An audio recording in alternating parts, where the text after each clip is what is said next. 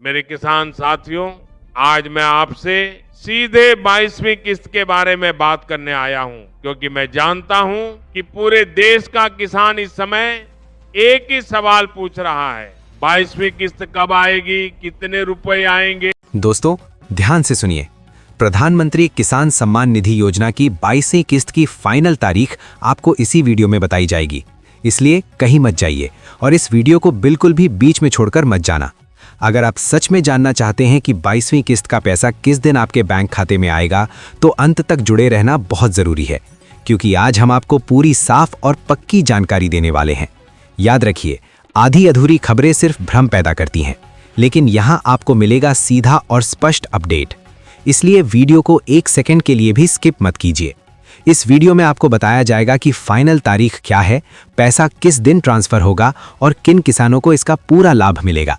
तो जुड़े रहिए, ध्यान से सुनिए और इस बड़ी जानकारी को बिल्कुल मिस मत करना, क्योंकि आपने अब तक इंटरनेट पर जितनी भी वीडियो देखी हैं वो सब की सब एकदम बकवास, फालतू और कोरा झूठ थीं, जहां सिर्फ आपको गुमराह किया गया है। लेकिन एक किसान का दर्द और उसकी मेहनत का मूल्य क्या होता है, ये हम समझते हैं।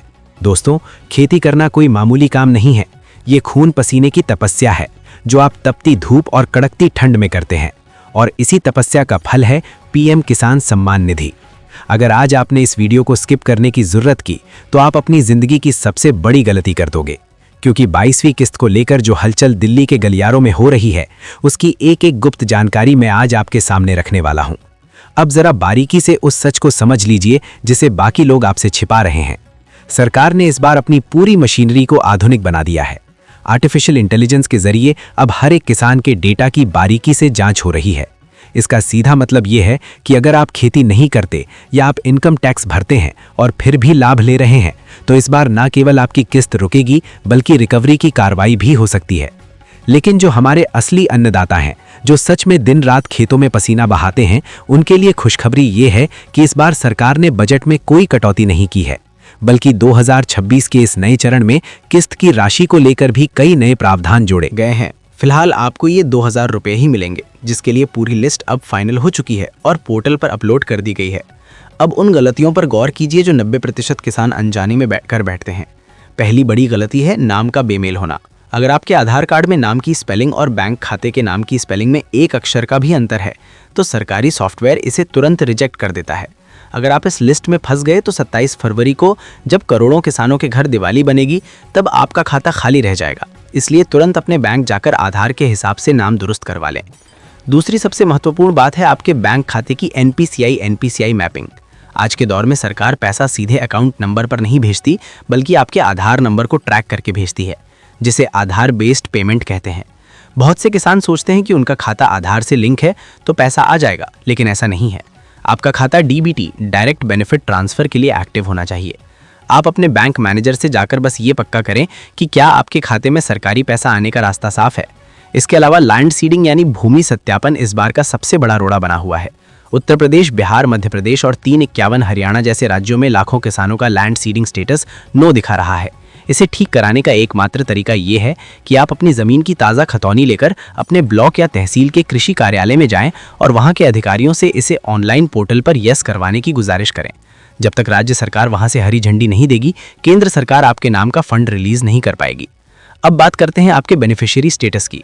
अगर आपके स्टेटस में RFT साइंड बाय स्टेट लिखा दिख रहा है, तो समझ लीजिए कि आधी जंग आपने जीत ली है। इसका मतलब है कि राज्य सरकार ने आपकी पात्रता की जांच पूरी कर ली है और केंद्र को सिग्नल दे दिया है कि आप एक सच्चे और ईमानदार किसान हैं।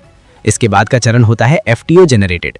जब आपके स्टेटस में ये लिखा आ जाए, तो समझ लीजिए कि खजाने का दरवाजा आपके लिए खुल चुका है और पैसा बस आपके बैंक तक पहुंचने की राह पर है।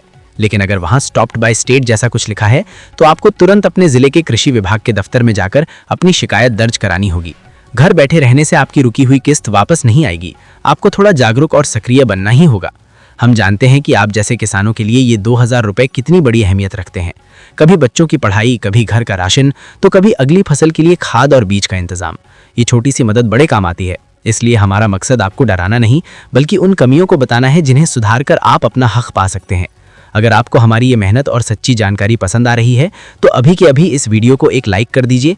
आपका एक छोटा सा लाइक हमें और भी ज़्यादा मेहनत करने की हिम्मत देता है और अगर आप चाहते हैं कि ऐसी सच्ची खबरें आप तक सबसे पहले पहुंचें, तो नीचे दिए गए लाल बटन को दबाकर चैनल को सब्सक्राइब जरूर करें और नोटिफिकेशन बेल को ऑल पर सेट कर लें। अब चलिए उस ऐतिहासिक घड़ी की बात करते हैं जिसका आप महीनों से इंतजार कर रहे हैं। कृषि मंत्रालय और प्रधानमंत्री कार्यालय के बीच हुई बैठकों का दौर खत्म हो चुका है। सभी तकनीकी परीक्षण सफल रहे हैं और करोड़ों किसानों का डेटा अब पेमेंट के लिए पूरी तरह तैयार है। पूरे देश के अन्नदाताओं के बैंक खातों में खुशियों की लहर दौड़ने वाली है, क्योंकि 22वीं किस्त जारी होने